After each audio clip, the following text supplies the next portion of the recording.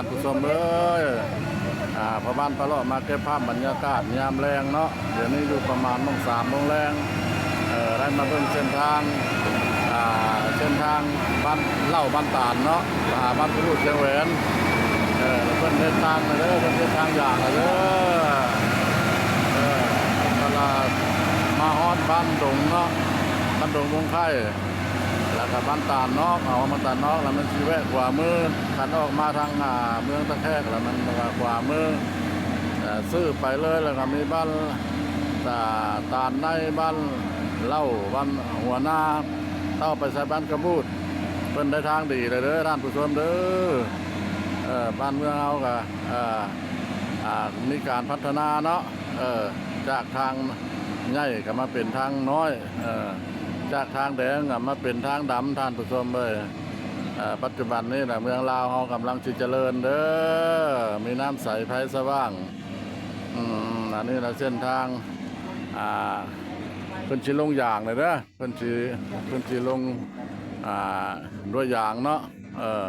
แต่ถือว่าแน่นาถาวรนั่นแหละสะดวกสบายและชาวบ้านเพิ่นมีใบหน้าไม้เอามาเบิ่งน้ำกันเด้อ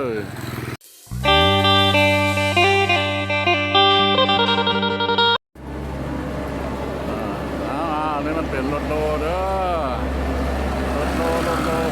พิ่นเพชรให้ดินแน่นเนาะเพชรให้ดินแน่นดินแจ๊บท่านผู้ชมเลยได้ละว่ารถโล2 คัน 3 คันประชาชนบ้านเล่าบ้านตาลนี่แหละมีใบหน้าไม้เลยเด้อเพิ่นได้ทางดีเด้อบ้านเมืองเรากำลังเจริญเนาะกำลังมีการพัฒนาถนนหนทางน้ำใสไฟสว่าง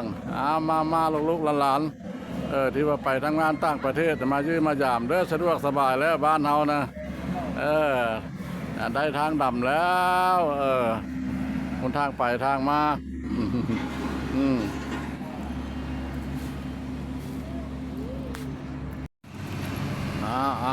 มาอีกแล้วเพิ่นกวาดเพิ่นโลอีกแล้วท่านผู้ชมเอ้ยบ้านเพิ่นนี่แหละมีวิวงามเนาะมีภูมีป่าเพิ่นเฮ็ดตั้งแต่ทางเล็กที่12เด้อทางที่12ขึ้นไปมหาไซยมราชบัวละพามันจะแวะขวามือนี่เด้อแวะขวามือเข้ามาบ้านตาลนอกตาลในบ้านเล่าหัวหน้าเนาะใส่บ้านกระบูดบ้านเรากำลังพัฒนากำลังเจริญ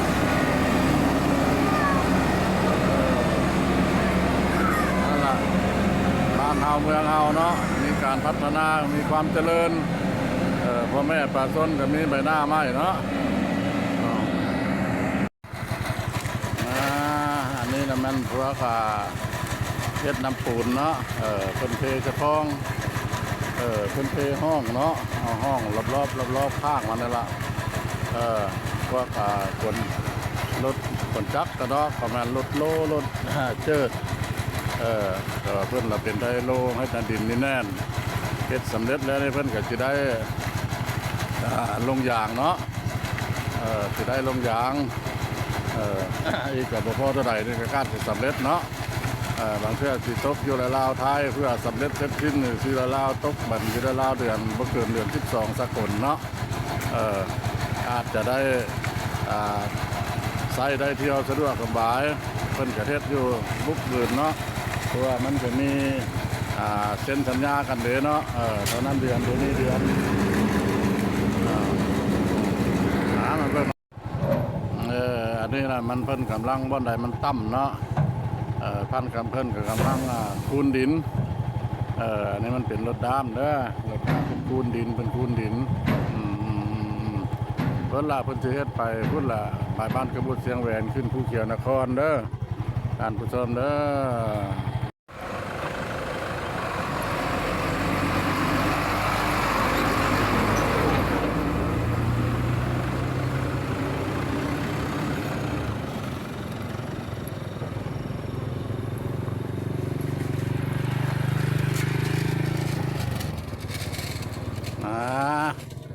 อีกกระดื้อกลับมาแล้วก็จะเครื่องแล้วเนาะท่านผู้ชมเนาะ เพิ่นคูนดินเพิ่นก็บ่อนใดมันต่ำเพิ่นก็ได้คูนดินเพิ่มขึ้นเนาะอีกบ่พอจะได้เพิ่นก็สิได้เปิดไซเปิดให้ชมไซแล้วเนาะ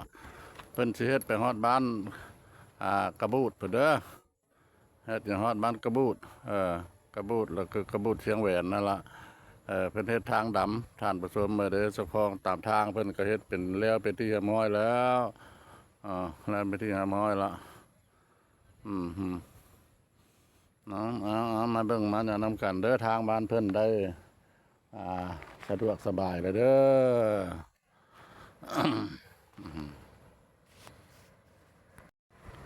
อสบายดีพี่น้องๆเนาะภายในหรือต่างประเทศทางเส้นทางเนาะมาถ่ายทำเส้นทางตั้งแต่ทางเลขที่12เนาะบ้านดงบงไข่และบ้านตาลนั่นแหละเราเอี้ยวขวามือเข้ามาเป็นสีเฮ็ดมาใส่บ้านตาลเนาะมันตาลในตาลนอกมาใส่บ้านเล่าหัวหน้าไปใส่บ้านกระบุดเสียงแหวนพ้นละแล้วก็การถ่ายทำเนาะทางเม็ดทางมวนก็สิพ่อประมาณนั้นล่ะมาฮอดนี้จะขออนุญาตนำบรรดาท่านภายในหรือต่างประเทศเนาะขอจบคลิปไว้เพียงซ้ำนี้โอกาสหน้าอย่าพาท่านผู้ชมไปไปเห็นอีกหลายบ่อนหลายที่เนาะก่อนที่จากกันไปก็ขอกรุณากดไลค์กดแชร์กดกระดิ่งติดตามเพื่อเป็นกำลังใจนะเด้อให้ประบ้านพะเลาะเนาะคนละแชร์ต่อแชร์เนาะเอาคำว่าสบายดีสวัสดี